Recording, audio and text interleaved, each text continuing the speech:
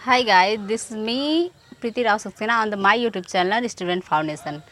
आज की हमारी टॉपिक है कि इम्परेटिव सेंटेंस का इनडायरेक्ट स्पीच बनाना। तो इम्परेटिव सेंटेंस मतलब होता है कि ऐसा सेंटेंस जिसमें तीन चीज़ें शो करती हैं, यानी कि पहला रिक्वेस्ट, दूसरा ऑर्डर और तीसरा जो है एडवाइस, यानी कि आदेश, सलाह और प्रार्थना। तीन चीज़ें होती हैं, यानी कि जब तीन सेंटेंसेस यानी कि 3 टाइप्स के सेंटेंसेस आते हैं तो इनका जो है तरीका भी अलग होता है बनाने का, यानी कि इनडायरेक्ट स्पीच बनाने का तरीका भी अलग होता है। तो सबसे पहले हम बताते हैं कि जो सेंटेंसेस का भाव, यानी कि उसका जो है भाव अगर वो ऑर्डर का प्रकट करता है तो उसका जो है इनडायरेक्ट स्पीच कैसे बनाएंगे। तो हम सबसे पहले बताते हैं ऑर्डर का।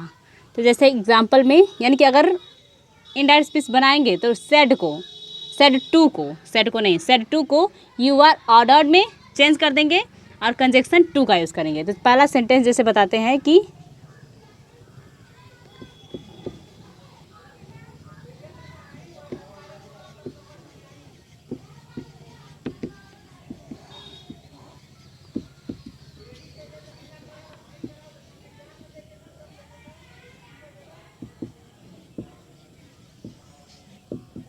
इसमें लिखा है कि the father said to me open the door, यानी कि फादर जो क्या कर रहे हैं, अपने बच्चे को जो है ऑर्डर दे रहे हैं कि दरवाज़ा खोलो। तो क्या हो जाएगा, सेड टू को बदलेंगे यू आर ऑर्डर्ड में।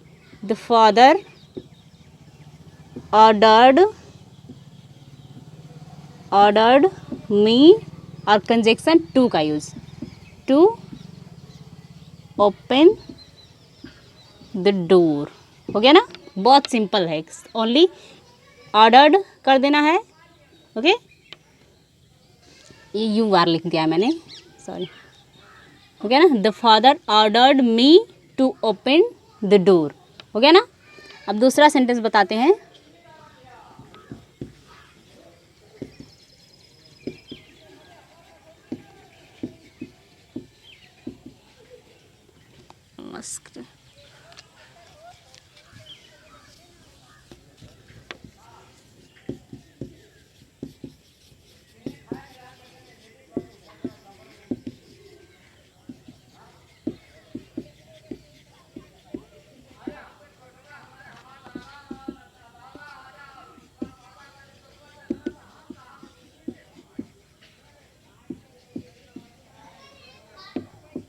अब यहाँ लिखा है कि the teacher said to the student bring your book, यानी कि टीचर जो है क्या करेंगे, स्टूडेंट को ऑर्डर दे रहे हैं कि अपनी किताब लाओ। तो क्या हो जाएगा, the teacher ordered the student. हो गया ना। अब इसके बाद कंजक्शन टू, और पूरा सेंटेंस जो है वही लिखेंगे, और जहाँ पे मतलब कि क्या रहेगा, person, first person, second person, third person रहेगा तो उसको चेंज करेंगे। तो क्या हो जाएगा, the teacher ordered the student to bring. हो गया ना, टू ब्रिंग, और योर स्टूडेंट के अनुसार चेंज करेंगे तो क्या आ जाएगा, हिज बुक। हो गया, the teacher ordered the student to bring his book. ये हो गया क्या, ऑर्डर से जुड़े हुए सेंटेंस का इनडायरेक्ट स्पीच। ओके, अब हम दूसरा बताएंगे किससे, यानी कि रिक्वेस्ट से जुड़े हुए सेंटेंसेस का इनडायरेक्ट स्पीच।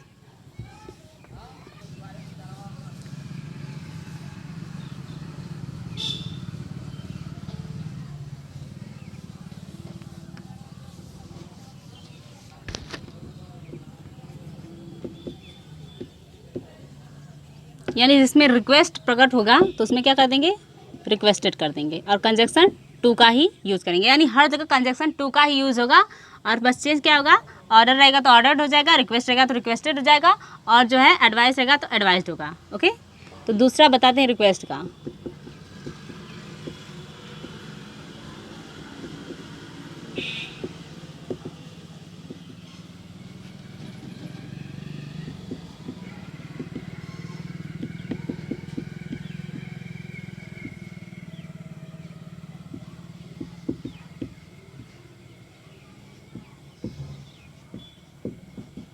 यहाँ पे देखिए लिखा गया कि Ritu said to Priya please give me a pen. Please लग गया तो मतलब कि रिक्वेस्ट कर ही रहे हैं, तो क्या जगह रितु रिक्वेस्टेड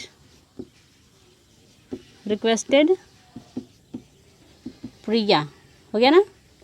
रितु रिक्वेस्टेड प्रिया और प्लीज़ को हटा देंगे। ओके, तो क्या करेंगे, गिव मी अ पेन, तो हो जाएगा requested Priya to give me का क्या हो जाएगा, फर्स्ट पर्सन है, प्रिया के अनुसार बदलेगा, यानी दोनों तो नाम ही दिया गया है ना, दोनों को सी कहेंगे अगर प्रोनाउन बनाएंगे तो यहाँ पे लिखेंगे हर, यहाँ ब्रैकेट में नाम लिख देंगे कि किसके लिए यूज़ किया गया है हर को, प्रिया के लिए। ओके, हो गया ना।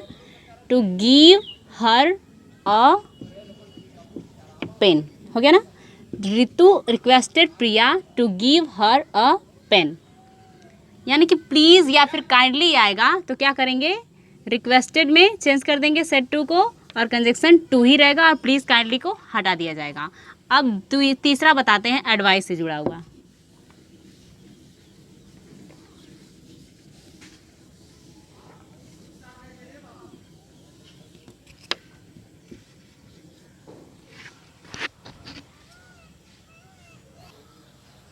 तो देखिए यहाँ पे लिखा गया है कि अगर एडवाइस रहेगा, यानी कि अगर वो उसका भाव जो है एडवाइस का मिलता है, यानी कि पढ़ने पे ये प्रकट होता है कि उसका भाव जो है एडवाइस, यानी किसी को सलाह दी जा रही है, तो उसको जो है सेड टू को, है ना, सेड टू को किस में चेंज कर देंगे, एडवाइज्ड में।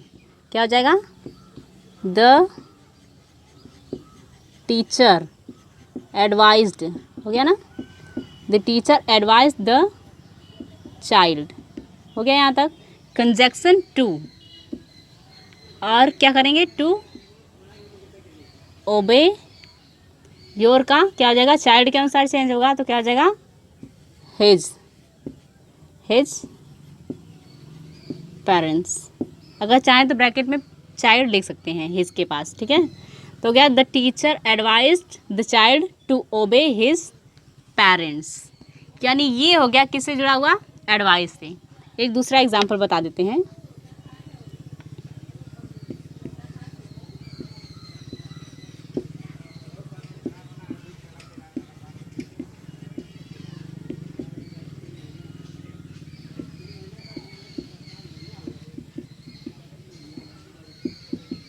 लिखा है कि the mother said to me respect them, तो क्या आ जाएगा, the mother advised me to respect them. Third person है तो चेंज तो होगा नहीं, क्या हो गया, the mother advised me to respect them, यानी ये हो गया ऑर्डर, एडवाइस या फिर रिक्वेस्ट से जुड़ा हुआ इनडायरेक्ट स्पीच इंपरेटिव सेंटेंस का। अब दूसरा है, जैसे मतलब कि अगर इंपरेटिव सेंटेंस बोलते हैं तो कहते हैं कि ये मत करो, यानी कि डोंट डू दिस, ओके, ऐसे बोलते हैं। तो वैसे सेंटेंसेस का इनडायरेक्ट स्पीच कैसे बनाते हैं उसको हम बताते हैं।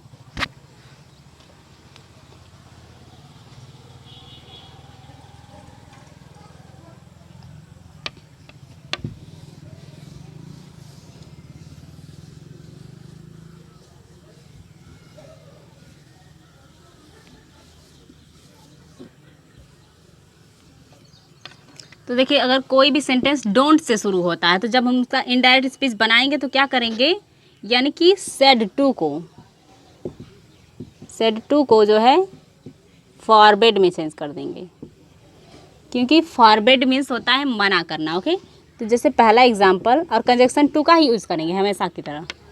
तो क्या हो जाएगा, जैसे पहला एग्जाम्पल बोलते हैं कि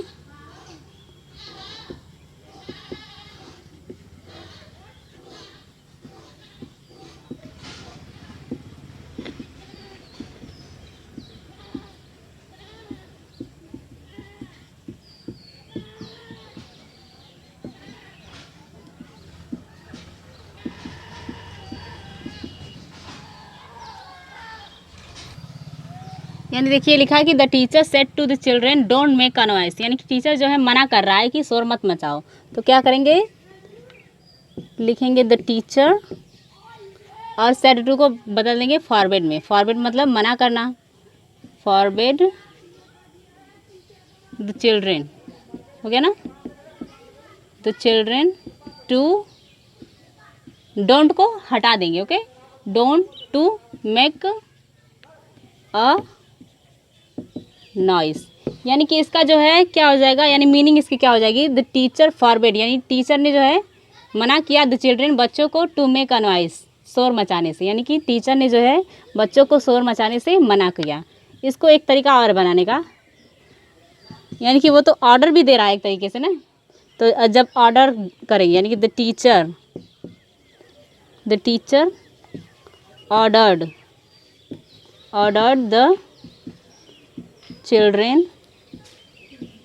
चिल्ड्रेन टू, जब ऑर्डर्ड करेंगे तो टू के बाद नॉट लगाना पड़ेगा, नॉट मेक अ नॉइस, हो गया।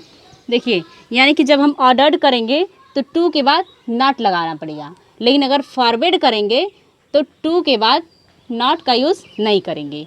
यानी कि अगर चाहे इस तरीके से बनाएं चाहे इस तरीके से बनाएं, दोनों तरीके से सही होगा इनडायरेक्ट स्पीच, ओके। यानी कुछ और सेंटेंसेस बता देते हैं इसी पे, फॉरवर्ड पे।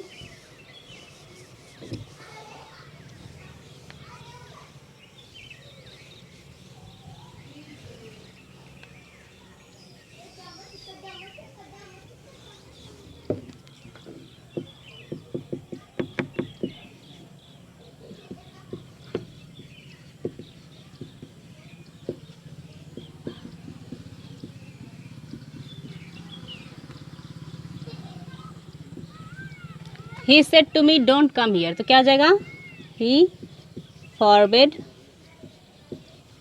me to come here का क्या आ जाएगा, there, okay. he forbade me to come there, यही होता है ना जब हम कोई बात कह देता है, जब हम किसी और को बताते हैं वो चीज़, तो कहेंगे कि उसने मुझे वहाँ जाने से मना किया, ऐसे बोलेंगे ना। तो यहाँ पे डायरेक्ट था तो क्या, he said to me don't come here, यानी यहाँ मत आओ। तो जब उसको इनडायरेक्ट में स्पीच में चेंज किए तो क्या हो गया, ही फॉरबिड मी, यानी उसने मुझे मना किया टू कम देयर, ये वहाँ आने से, हो गया ना। दूसरा लिखते हैं,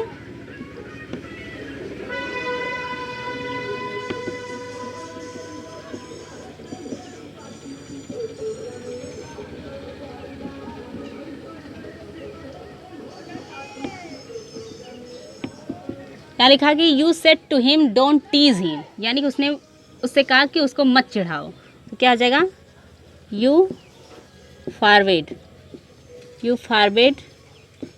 हिम टू टीज हिम, हो गया ना। You forbid him to tease him, या फिर ऐसे भी कर सकते हैं कि you ordered him to not